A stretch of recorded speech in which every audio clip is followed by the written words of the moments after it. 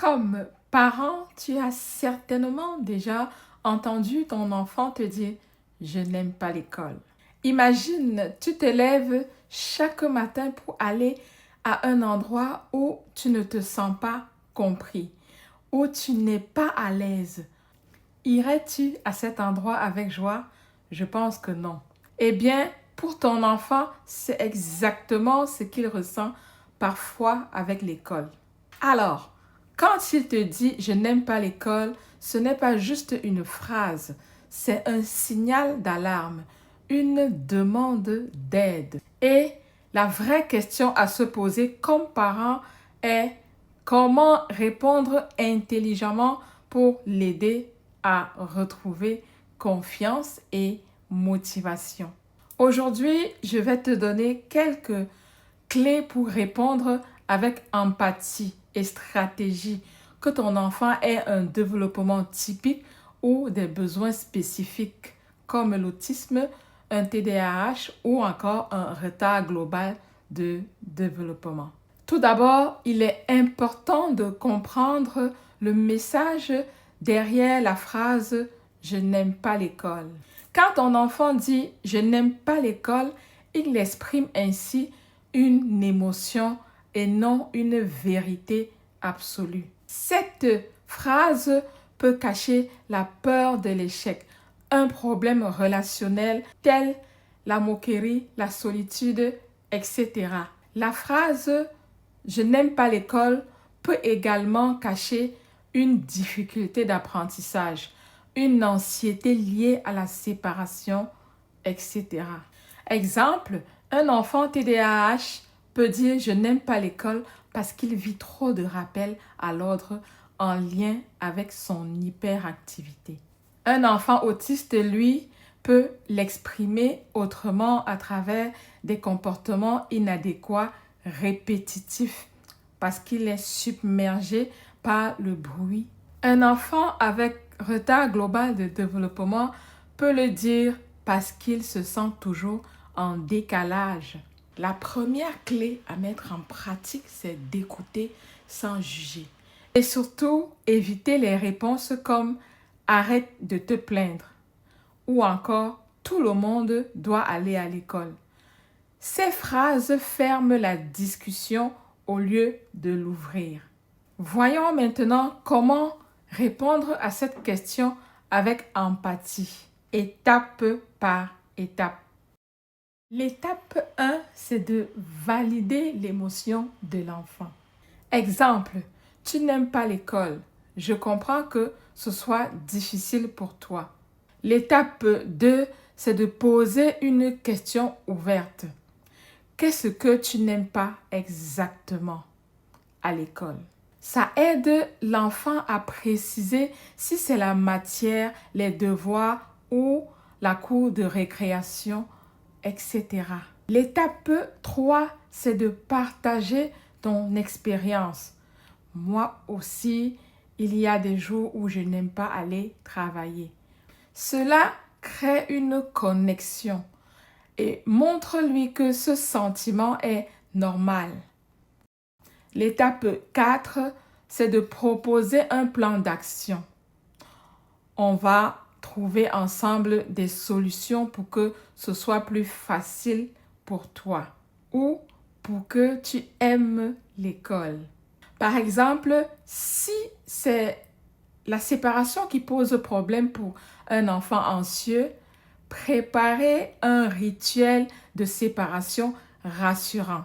Pour un enfant autiste, par exemple, qui fréquente une école spécialisée, généralement, ils savent quoi faire pour le calmer ou lui offrir un coin calme. Parlez-en à l'enseignant ou donnez-lui des stratégies d'intervention qui fonctionnent déjà bien à la maison et qui peuvent également être utilisées à l'école pour le calmer. Et pour un enfant TDAH, instaurer un système de renforcement positif. Il est aussi important de transformer le discours négatif en discours positif. Derrière la phrase « je n'aime pas l'école », il y a une opportunité. C'est d'apprendre à ton enfant que les difficultés ne définissent pas sa valeur. Utilise la métaphore. Exemple, tu sais, l'école, c'est comme un entraînement sportif.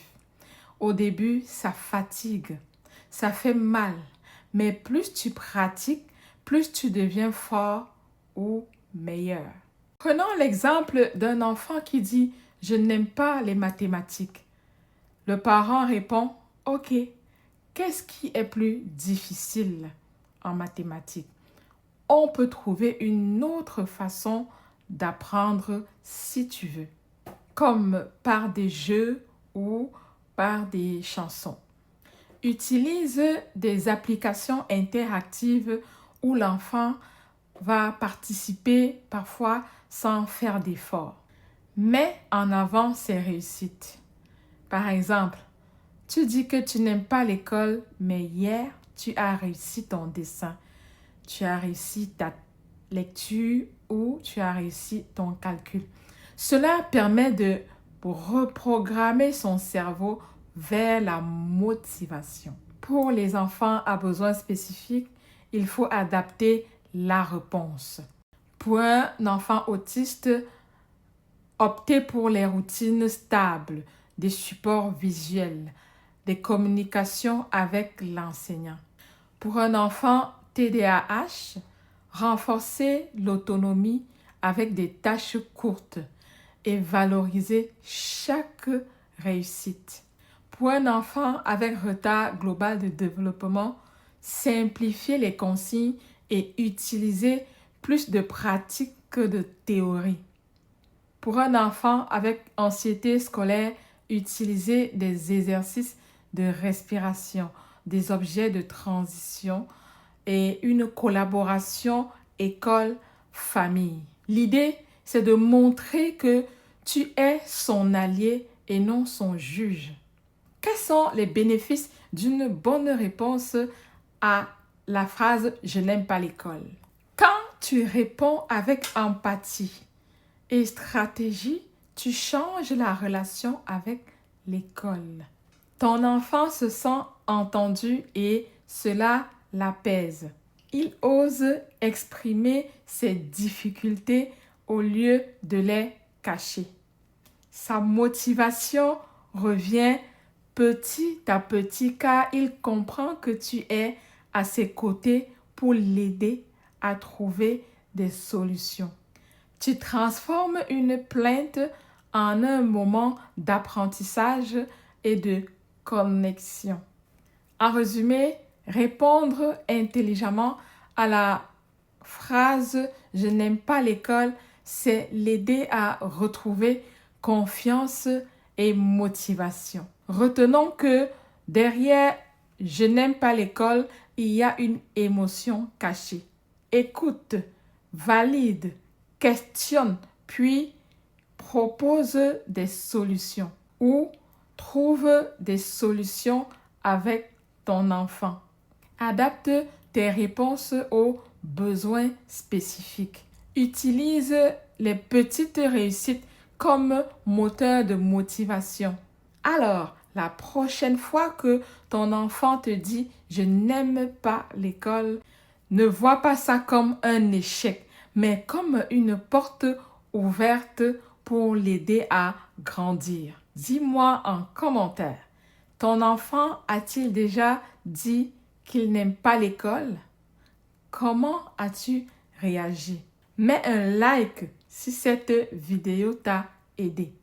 Partage-la avec d'autres parents et abonne-toi à la chaîne Oasis du coaching parental pour recevoir chaque semaine des conseils pratiques et inspirants pour accompagner au quotidien ton enfant avec ou sans diagnostic. À très vite!